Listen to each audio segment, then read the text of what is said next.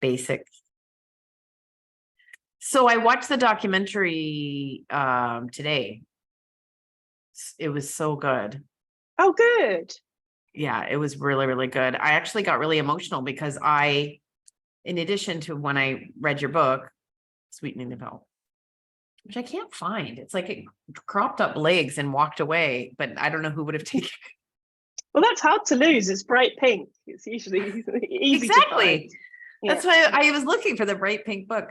Well, that book was emotional for reasons we'll talk about, but then, it's just, there's some really sad things in it, about what some of the parents have been through. And I had no idea about the Nuva ring, which I remember I brought 12 Nuva rings back here. And then I had the weirdest reaction. Like, I just felt like my whole body was like, I don't know, on fire. And I felt like my insides were inflamed. And when I went back home and went to the doctor and said that, like, that's not working at all. And this is like back in Canada, and he said, no, that's not one of the effects. And I was like, well, it's one of my effects. Like, it's one of, it's one of the, and I ended up giving all the rings that I brought back. It was really expensive, to someone's wife at work. Oh, wow. Used it. Yeah. But I remember, yeah, I think the Nuva ring seems to surprise a lot of people. I think we did the premiere in New York, and a former work colleague of mine from London happened to be in the city at the same time, and she was really shocked because she had sort of promoted the Nuva ring essentially as like a really easy option, and she was like, wow, I don't know, she had no idea that it was higher risk for serious complications at all. She just you get the impression it's going to stay right in that area, but I would say for me, no, it was like through my entire body. That's true. That's probably right. Yeah. People probably do get the impression that it's locally acting because of what it is. Yeah, it's not a pill. Yeah. So it's so much to talk about. And of course, I'm in the perimenopause space, but I'm sort of like lead, and I know you're not there yet, I don't think, but you're there's just so many parallels in discussing the pill and the problems with the pill. Yeah, I guess just tell me you've recounted this beautifully in the book, but just what got you into this, your own experience with the pill? So I suppose the catalyst really was the pill I was taking, which was Yaz, or known as Yazmin, basically the third generation pill containing drospirenone.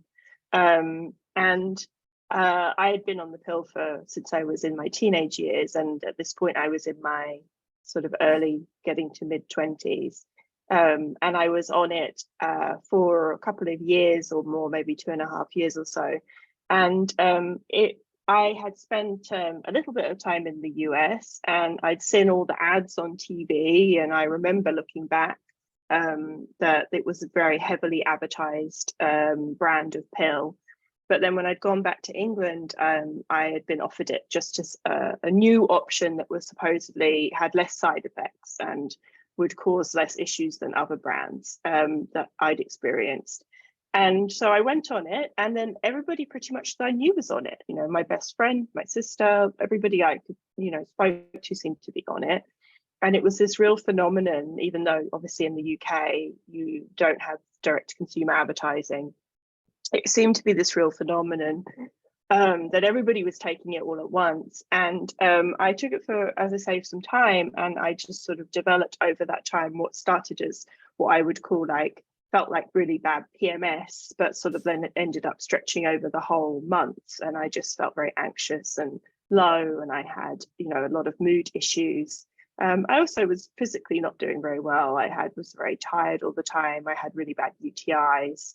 I had just a lot of flu-like symptoms and things like that too, layered on top. But it took me a long time to consider that might be the pill that I was taking. And I had a conversation with a friend of mine who'd come off it because of feeling sort of low-level depression. And said that they felt better after coming off it. And so I started doing some research. And, I was a journalist at the time, but a journalist in arts and culture and a movie critic, essentially.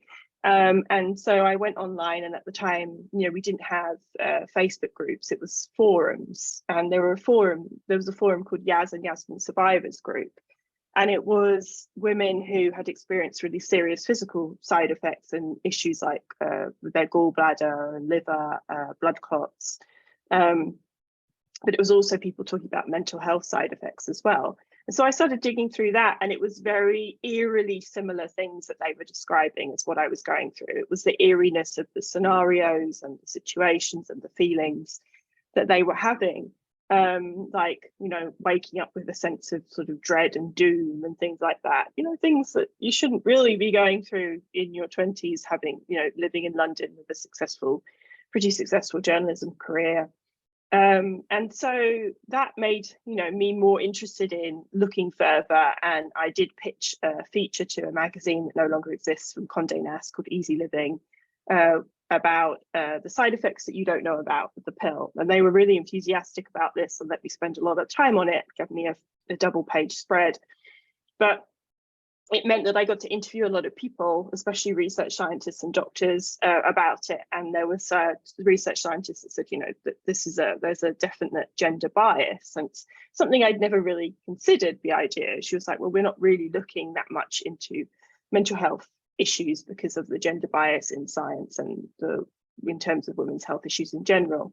And so that then propelled me to do more research. I eventually moved back to the US, and I had a lot of time on my hands waiting for my work visa to come through.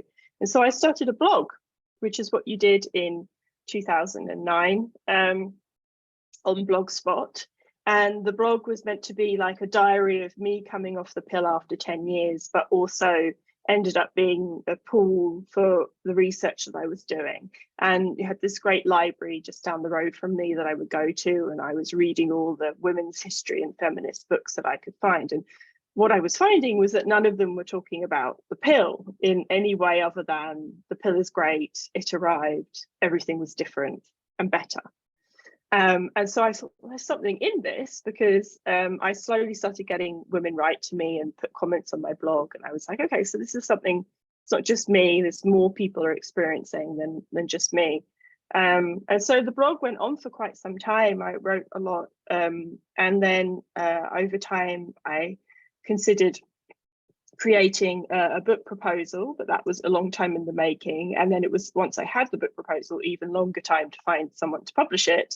And then after that, within about 6 months, but this was as the result of my persistence for about 9 months prior, I think. It was optioned by Abby Epstein and Ricky Lake, who made the Business of Being Born documentary about, I think at that time it was about 7 years previously, to make a second documentary as a team about birth control. So yeah. It's so satisfying when you've had these questions for a long time. And I've been out of North America, so I sort of missed this whole thing. But I know, you know, myself, I was on the pill until 27, 28, and then I went off of it. And I really can't think, you write in the book sort of like before and after you're on the pill, sort of like some people, it's like, I think someone even mentions color or something, like it's like before the pill is sort of gray and then after. And I do have that feeling like there's a mark in my recollection of my life. Like it's very muted, and I can't really remember myself in my 20s or my highs or my lows or any of that stuff. And when I went off of it, it's like my relationship ended, but I also just wanted to give my body a break, you know, that kind of a thing. And then ever since then, I was trying to find information. Every article I would read that would say it's a pill really safe. And then they would always conclude that it was in a woman's magazine like this. And this was sort of before blogs. How many times did I open, like really turn to that article and then just see the same thing? Like it's totally safe. And I experienced so many things coming off of it, but I also experienced a lot of like peer, like, what are you doing? Like what, you know, like a sort of a strange slight anger that you would be doing something like questioning the pill. And your book like really delves into that whole persuasion and all of the stuff that's around it, the feminist angles. But it's like we were living in sort of a parallel universe, because on the top line, it's like, it's fine, it's fine, it's fine.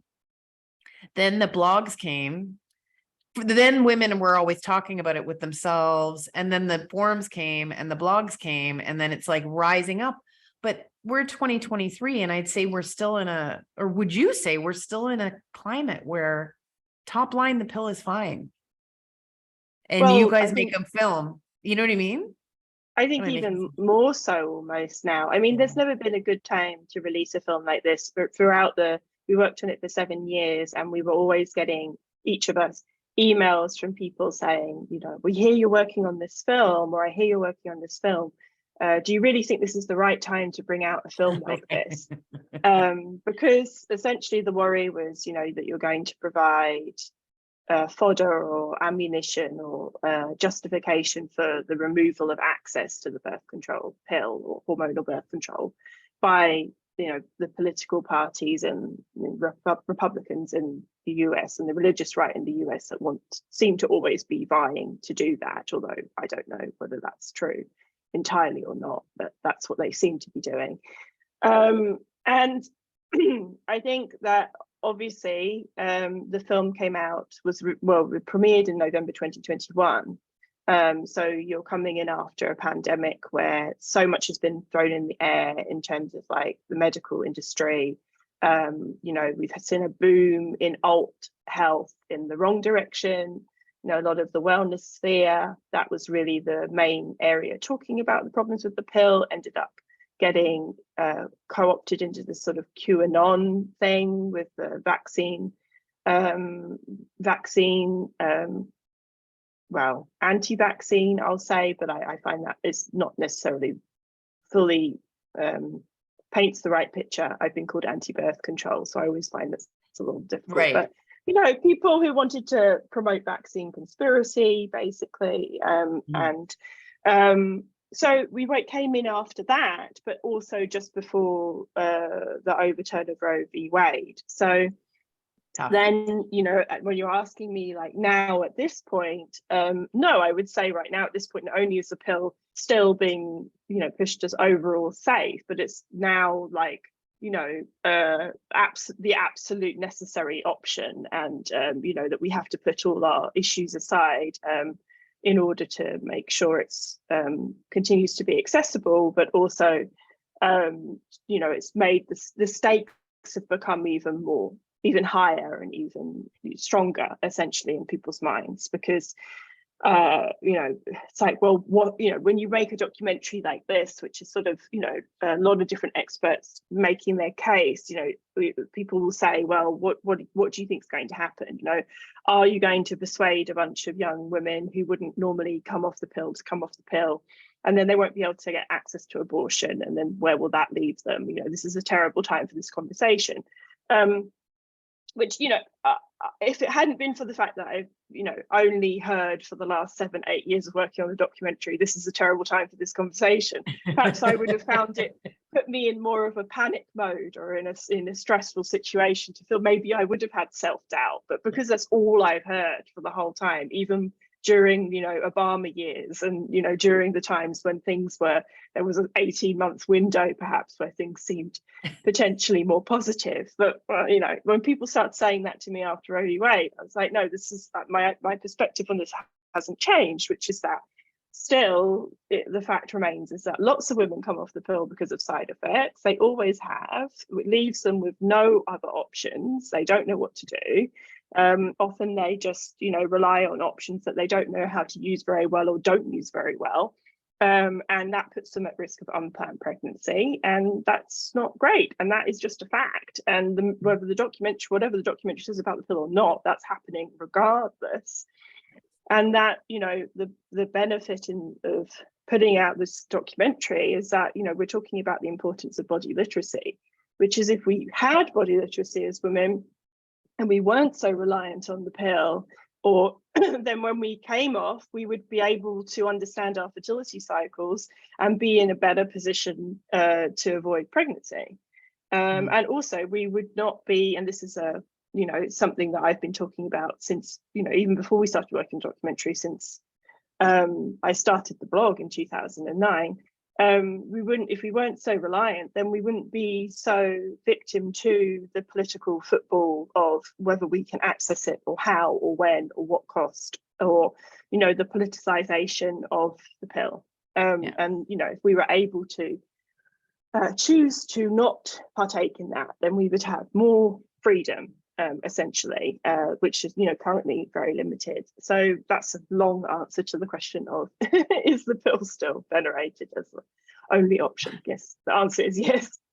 Well, you know, as a journalist too, like that's it. I think the thing that's emerged recently is like, is this the time to tackle this story? But you know, we always get these comments when we try to do something that isn't palatable. Like, you know, another one is like, everyone already knows that. I always find that one. It's like, everyone already knows this. I'm like, I don't think everyone knows it. That's why we need more people to know it. But yeah, now there is no good time for this conversation. And as things get more and more polarized and asking questions about something is seen as anti, there isn't ever probably going to be a good time for it, because the people who don't want to hear about it are going to be even more upset by the conversation. No, and we're also in a situation where asking questions is now a joke, right? Like that's the Joe Rogan concept of like, oh, just asking questions. And so if you are a person who's like, well, I did my own research and started thinking as like, you're basically, you know, now even more so because of what happened with COVID and masks and vaccines and the way that that was polarizing, and the fact that, you know, through every fault of their own in some cases, the alt health and wellness world really went all in on the, you know, the way that they did in terms of trying to dissuade people from using masks and vaccines and taking COVID seriously. You know, now you're in a position as anybody, as a lay person coming into a health situation and asking about a health issue, or talking about your own experience of a health issue, or talking about your experience of being, you know, being a victim to your medication or experiencing side effects, or you know, being critical of big pharma, even all of those things, like that whole conversation has changed hugely. You know, I think. So, you know, when you talk about body literacy, it just strikes me that if anyone actually knew about all the possible side effects from the pill and how common they are, you would probably never, and actually what it does, how it actually works, and that it actually suppresses ovulation, and that it has nothing like your normal cycle, and you won't have that no one would go on it. Like I don't know whether very many people would go on it if you were completely upfront with all this information before. What do you think? I don't know. Like, if you'd been told all this, if you've been told your clitoris could shrink, if you'd been told, like, you know, you might not choose the right partner because your sense of smell would change, if I mean, even the possibility for all these conditions that are raised in the documentary, the links possibly between being on synthetic hormones for a long time. I don't know that I would have gone on it if I'd known this, but also we didn't know that back then. We didn't know all those things. Yeah, or maybe, you know, you would have gone on it differently. Maybe you'd have chosen to go on it at some points in your life when it made more sense and not others, or those who feel that the risk benefit analysis makes sense for them, like their lives are really thwarted by endometriosis or other issues that they feel that's their option that works for them, then they probably still take it. And I think that's the thing, is that I've never, you know, I don't, it's difficult because originally my book never really came from this perspective of like whether an individual person should choose to take it or not, because I've never come from the perspective of that it should be an option that we don't have. Or that there's, you know, maybe there are some types, I would say, like Depo-Provera, for example, that I think it's questionable that we still prescribe it, let alone that it's still available to prescribe. So I've never really come at it from that point of view. And I do think that I just finished this really great book. I was talking on another podcast by Mary Harrington, called Feminism Against Progress. And she talks about how, you know, the pill has come into this part of women's history where it's like sort of liberation at any cost, essentially. And I do see that, when, my book has been a good seller for years. It's its 10-year anniversary come September. Nice. The documentary, every time we do a screening online, is, we have thousands of people sign up to watch it. So they're both popular and welcomed in their own right, but the media attention has been majority negative.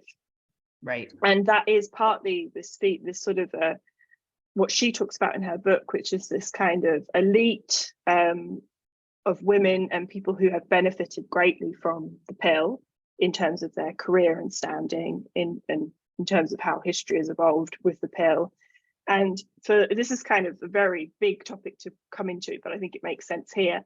And that for them, it is liberation from the body at any cost. So when they say, well, watch some of these people watch the film, or perhaps they don't watch the film. I have suspicions that a lot of the people who criticize the film have not watched the film, and say, well, you're talking about these families who've lost young girls to blood clots and embolisms and serious complications from the pill and the Nuva ring, but this is very rare, right?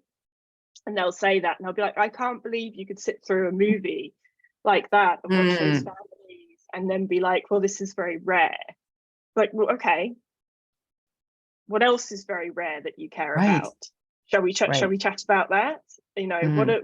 What are we paying attention to on a daily basis? And I made this comparison on another podcast, which is that in the UK, for example, in the last couple of years, there have been huge feminist-driven campaigns around the idea that women are in danger when they're out past dark in the evening from strangers who will attack and murder, and because of a couple of very prominent cases of this happening. But it's still majority very, very rare for you to be walking through the park at night and be approached by a stranger and kidnapped and killed.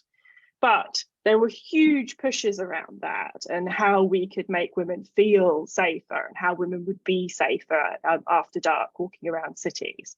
So, the idea is that happening to you, the concept of that happening to you as a woman is very rare.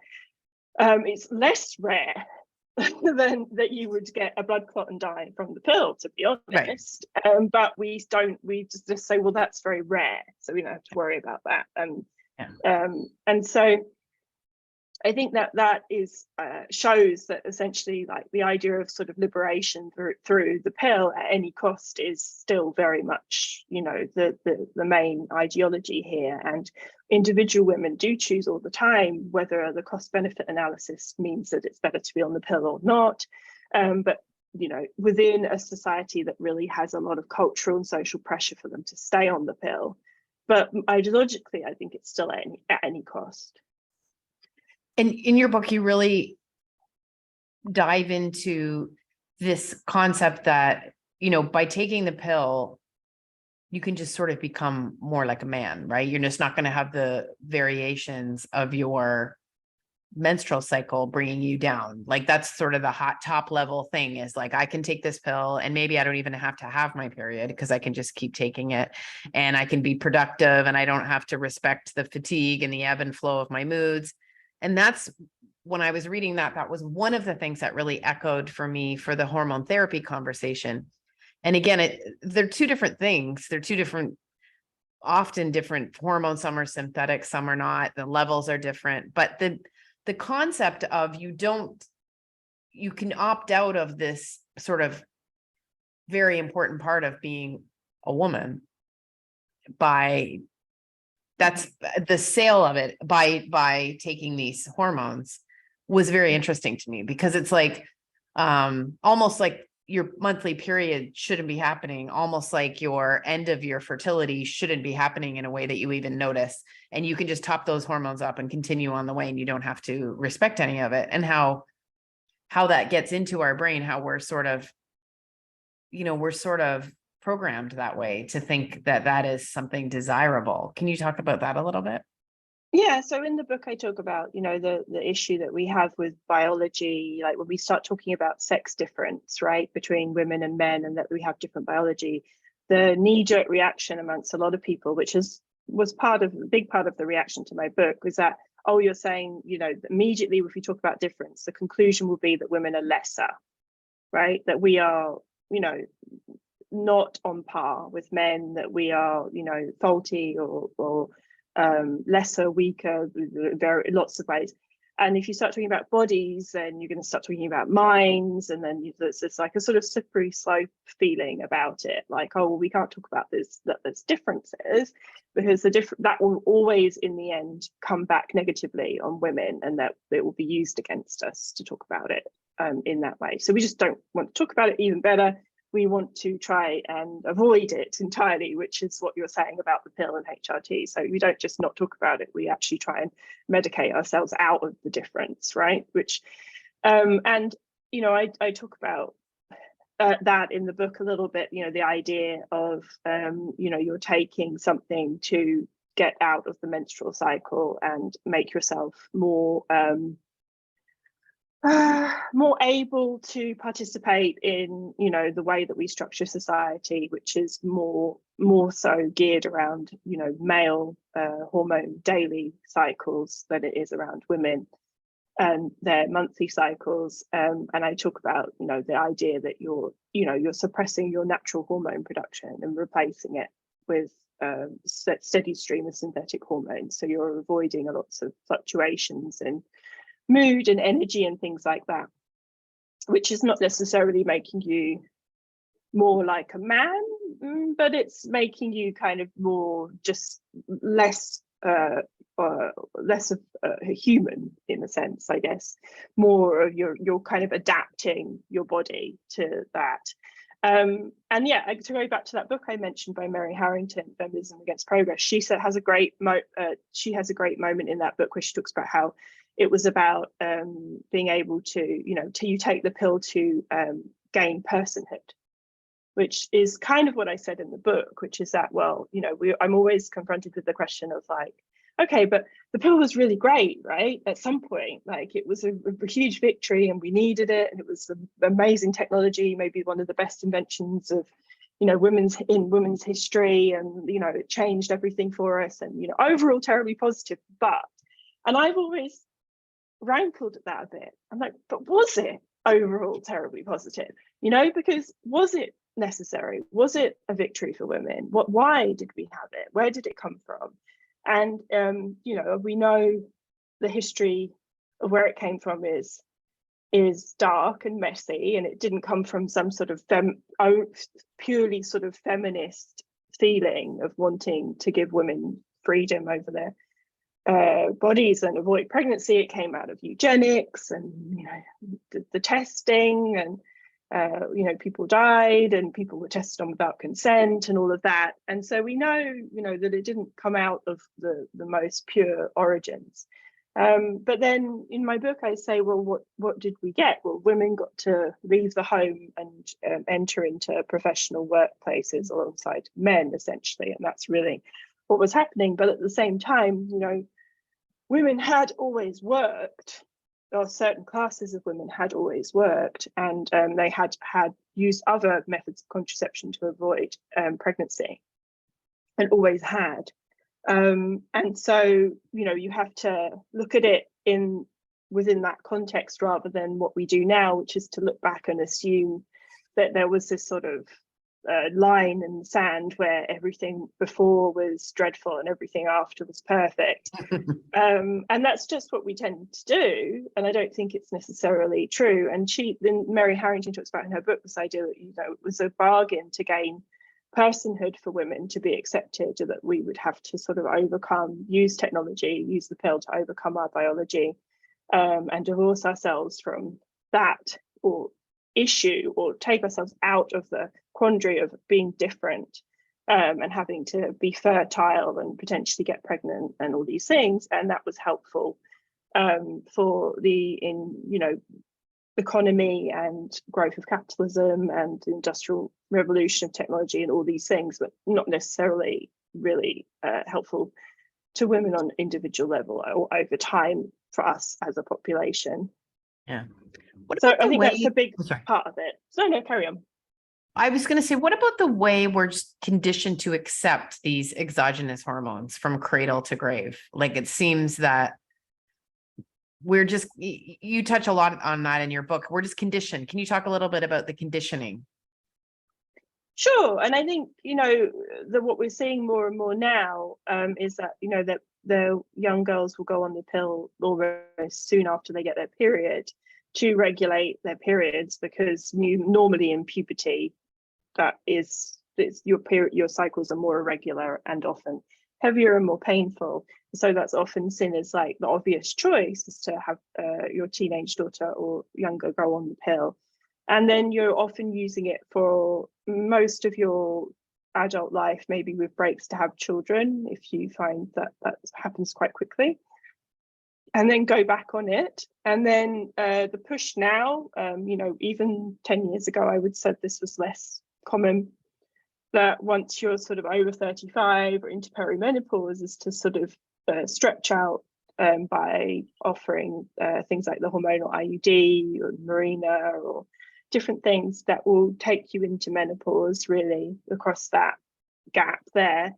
And before, like I said, 10 years ago, over 35 and using a hormonal birth control method was usually seen as like having to have a new conversation about risks, because especially with combined hormonal birth control and blood clot risk, age is one of the other factors that has to be brought in when making those calculations. And so, often you were supposed to come off it at 35. And so now that's stretched through. And then obviously then in menopause, you're now going to HRT. So that's a full lifetime of various synthetic hormones. Well, you can take it for the rest of your life now. That's what I'm hearing all the time. You can take it, you can take it. That's not true. Like, it's not true, but I see some doctors saying like, you can take it until you're well into your old age, and maybe someday we'll find that out, but I don't think quite yet we know that. Yeah. So, I mean, in my book, I talk about the idea of like you taking a medication for the condition of being female, right? Mm-hmm. Which is what Barbara Seaman talked about in her book, The Case Against the Pill, and how in the early days, the pill had only been out for a decade or so. Feminists were talking about it in that way, like, oh, well, where could this go? And little did they know how far it went. But the idea of it being something that you take for the condition of being female is not far off. I mean, there's always going to be groups of people that need the pill for various reasons. But overall, the fact that we take it without much examination, and it's prescribed without much care, and that it's not often considered even by women as a medication, that has always been more my issue, really, is that, the way that we use it and take it and don't really think about it. And whether it's working for you or not, because it works for a lot of people, and I know it worked for me for a long time. For a lot of people, it is your first experience of talking to a doctor and not being heard, not leaving with a satisfactory response to your complaint or your suggestion that you're experiencing something, giving away that agency of coming and, we're working up the time and energy to say, like, I feel this way. And then you talk about this too, like, and then leaving the appointment within a different kind of pill, and that feeling you have when you didn't follow through, but you weren't quite sure, and you don't stand up for yourself in a way that maybe you don't even know how to yet. That whole experience. Yeah, well, I think, what's the alternative, really? When you have been on the pill since you were 15, 16, and then you say to the doctor, well, this one's not really working for me. We have a bunch of different pills so that we can shuffle women through different types of pills. It's not like they'll go, well, it's not working for you. The whole lie, the bigger lie of that we've been sold is that, you can just find a pill that's going to work for you, which, sure, you may find a pill that works for you and has less side effects than other pills. It's true. But, there's still going to be an impact over time on you. And you will probably notice it when you eventually come off more long term for any pill, because, the formulations are slightly different, but they're all doing fundamentally the same thing as suppressing ovulation and menstruation.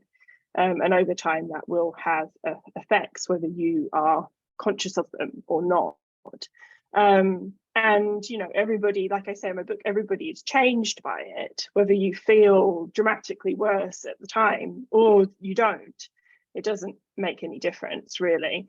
And, you know, you know, obviously when I talk about this in public and things, often I get people come up to me and say, well, you know, I'm on the pill and it works for me and it's great. Like, well, that's great. Like, my issue really is never, and this is where I think I almost feel like I've sort of gone down this rabbit hole in the last 10 years. I'm coming to this conclusion now that the people are so, because of the way people are so focused on health as the main criteria for this conversation, and because the most welcoming groups for me and the most welcoming space for me was always the wellness space that wanted to talk about this. You know, I was cast out of a lot of other, you know, the media space was not interested in working with me after my book came out. You know, feminist pundit space, like there's lots of, you know, there's just no interest there.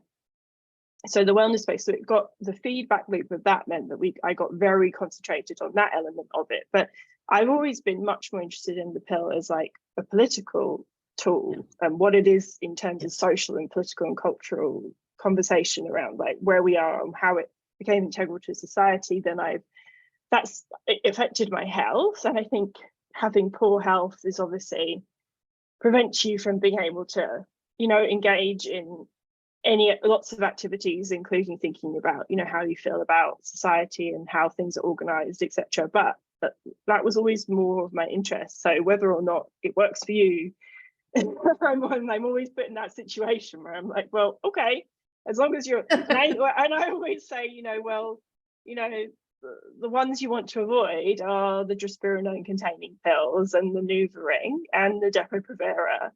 But if you're, you know, after having this, you know, listening to me give some presentation or something and you still feel like you want to be on it, then I would always just say, you know, try and avoid those ones, because you're unnecessarily taking on additional risk with no benefit to pregnancy prevention. You're still so, but yeah. Isn't that interesting though, that someone would come to a talk or engage with you when you're talking about the pill? And obviously you're not talking about like, it's so awesome and it works for everyone. I just find that a really funny, and you get it over and over, but I just find that really funny. It's like, well, why did you come here? And what do you think of that reaction? Well, I think people get very defensive. It's difficult when I've done workshops where I've had people come that have been on the pill for 20, 30 years. And they've come to the workshop and going off the pill. Like, it's very difficult when you've been taking something a really long time to sit down and have someone tell you, well, it does this and this and this and this and this, and it's, you know, terrible. And then, you know, you're going to feel like defensive. You're going to want to justify your choices because you don't want to feel like you made the wrong choice for yourself or your family or your kids or whatever, right? You want to feel like you're okay. And then, you know, I also just think it really depends where you're from. There are some women who are like very invested in not engaging with their body. Like they're so invested in it as an idea. Like they hate their period. They really have like just separated themselves neck down, neck up, and that they would just want to be done with it. And, you know, all of this is fine, but you know, they understand, but if they're not feeling terrible in that moment, then it really doesn't bother them because they're happy to do anything that allows them control. And I think there's also another set of people who think that, you know, immediately then their knee-jerk reaction is, oh, this is like natural woo stuff. You must be against any kind of medication, and you know, you must, and you know, I don't live that lifestyle. I never have, but I've often been put into that box. And that also there's a lot of ways that allow people to dismiss it out of hand, what you're saying. And the false misdirection of it being like me being against anything that's not natural is one way that makes it much easier to just sort of bypass that and go, well, this isn't something I need to worry about because I'm smarter than that. Right. And then lately it's become you're actually a right-wing person if you're questioning, right? Like you've become. Oh, yes. And you have the contagion. I had this experience last week where I won't say who, but I went to a book event with somebody who had a book out that was very smart about like men's fertility and women's fertility, and you know how we could navigate this differently. But the moment that I introduced myself and realized who I was, the reaction was like, oh, I don't want to get infected with the potential right-wing contagion, which makes me laugh because this person had a lot of things going on in her personal life that was questionable, that nobody drew her up on. But I was like, I'm British. Like, I was brought up by, you know, a Marxist. I've been the Labour and Liberal Democrat supporter in the UK my whole life. I only vote Democrat. But yes, the reaction is always like, oh, you must be one of them. And so that means you often get much less time to explain yourself, or what we find with the other people who've written about this over time is you end up getting into this sort of excessive, what people call throat clearing, of like making sure that people understand where you're coming from, you're pro-choice and you're liberal and all these things politically before you can even have this conversation. And even then they don't believe you, to be honest. So it's kind of pointless. You're in disguise, you're wearing a mask. Well, then at the same time, I did a podcast 2 or 3 months ago with somebody, and you know, my book's been out for years and the movie's been out for quite some time now, and her whole thing with the whole interview was like, well, you know, do you realize that these arguments are being used by these conservative groups and these, you know, right-wing groups? I was like, well, yes, I do realize that.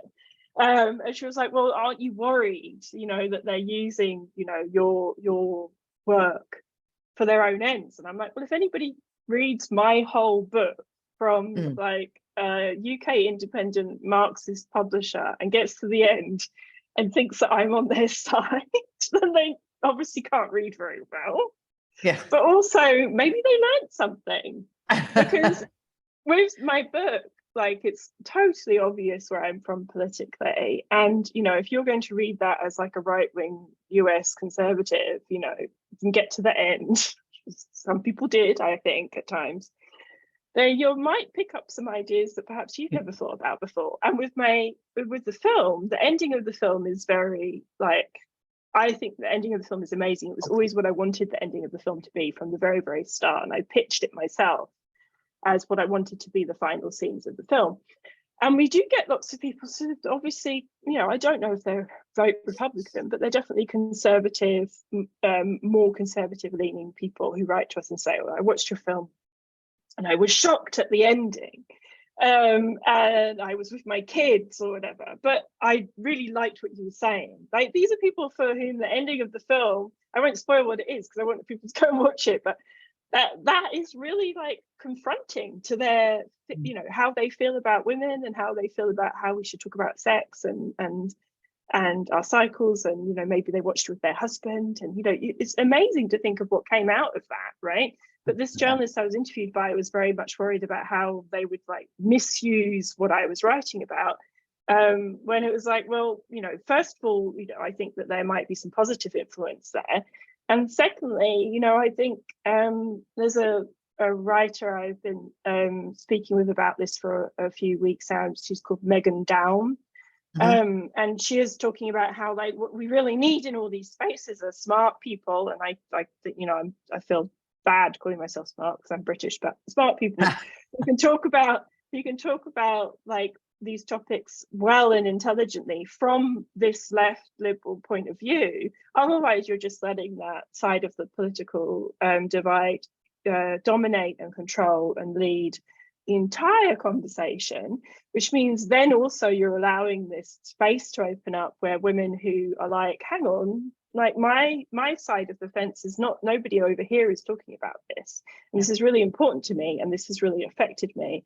Okay, so that must mean I am conservative, or that must mean I should look at what, you know, what it means to vote Republican, or that should mean that these people are more welcoming to me.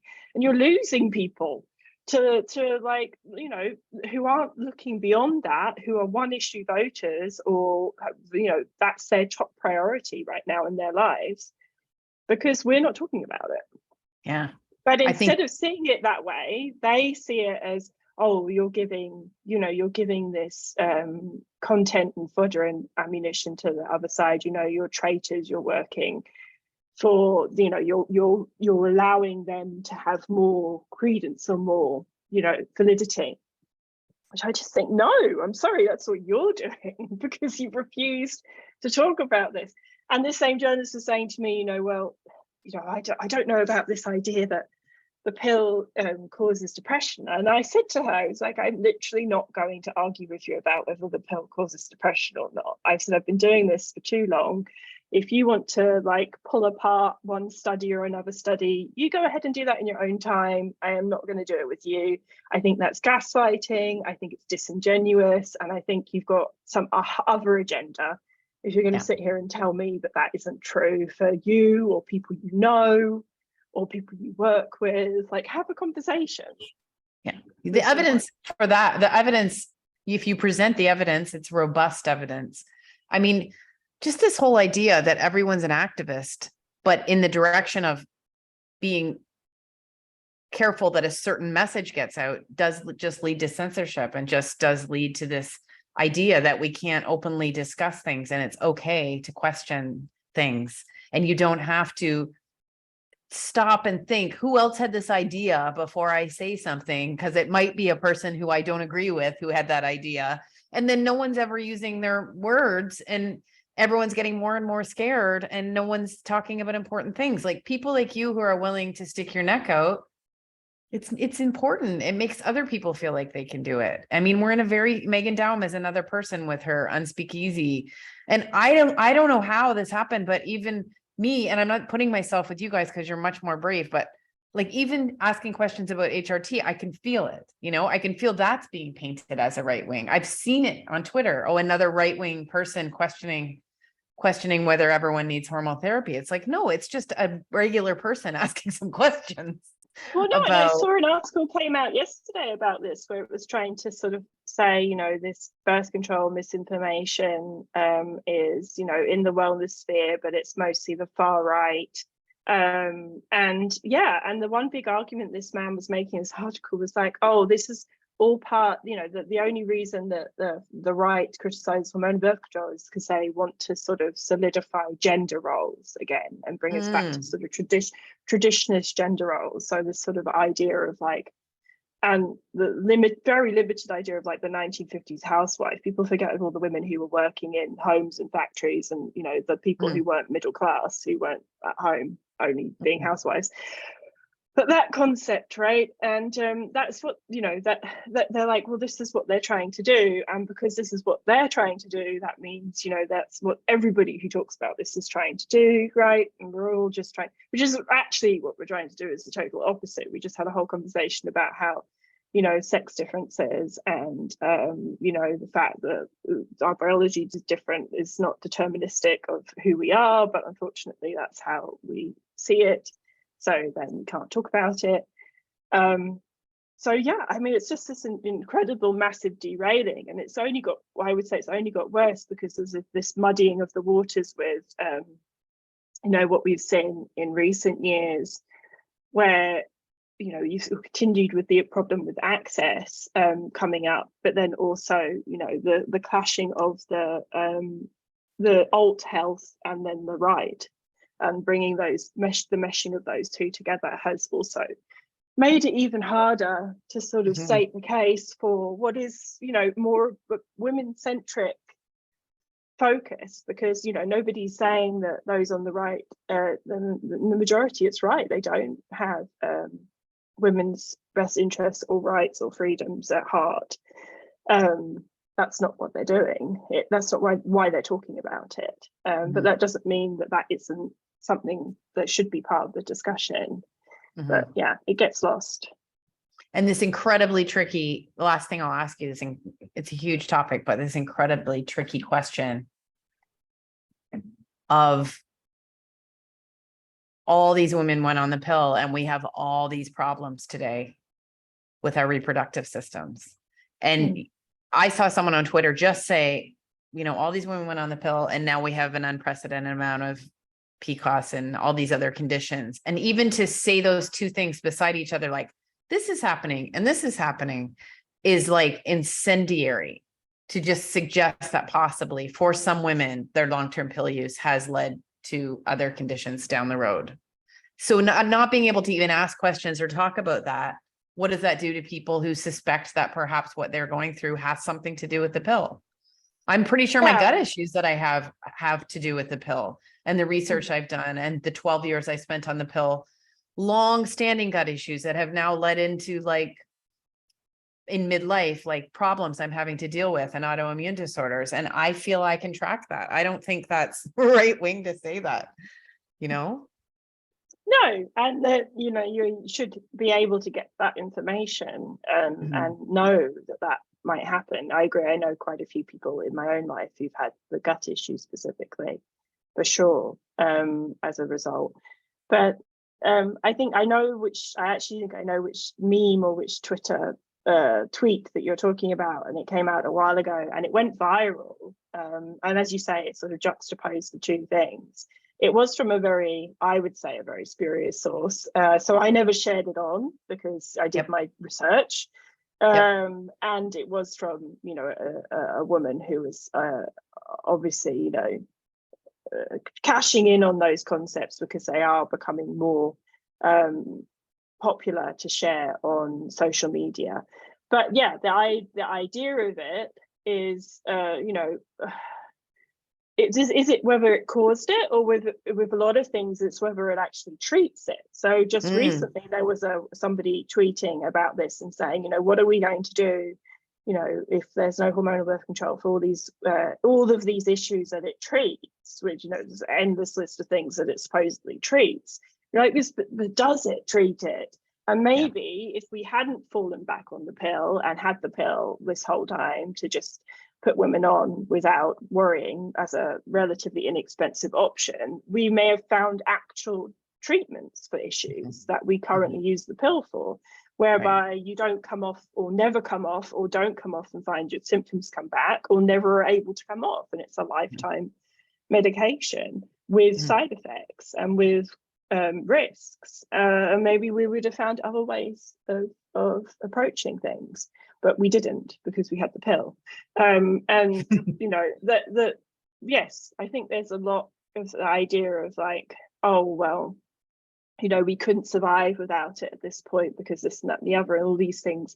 We were like, well, nobody ever goes, yes, but all these things are still happening and we've had the pill for 60 years, so it didn't work, did it? Like, right, we're still in a terrible mess. We're still a terrible mess in the US in terms of reproductive rights and access and all that. That hasn't stopped happening. Yeah. We've got all these illnesses. The claims people make are never backed up by research or evidence. And, you know, if you make a claim on the opposite end of the spectrum, you're always meant to back up with research and evidence. There was one statement that was made on Twitter recently. I literally said to the girl, like, they should put that on the insert because it was absolute baloney. You've just made that up. You've just said, you know, oh, you know, this, basically she was trying to say, oh, we you know, the pill has saved lives from domestic violence because most women who are killed as part of domestic violence, well, many women who are killed in domestic violence are pregnant.